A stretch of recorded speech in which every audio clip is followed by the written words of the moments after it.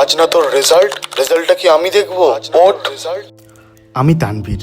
হ্যাঁ, এই ফেজ থেকে বহু মানুষ গেছে, কিন্তু আমার জন্য এটা দ্বিতীয়বার ছিল।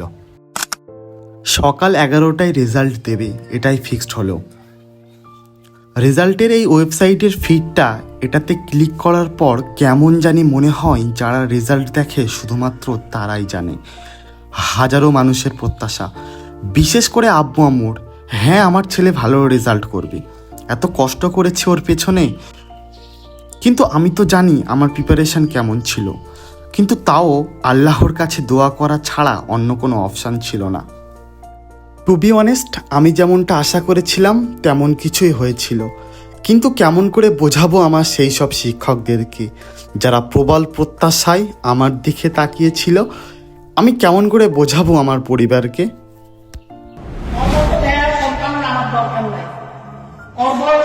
অন্য সব ছেলেরা কত দূর আগে গেছে, না কারণে ঠিকমতো পড়ালেখা করতে, না করে কোনো কাজ করবা, দেহের মতো খালি বাপেরটা খায় তিন বেলা, আমার দামদারি করে বেড়ায়।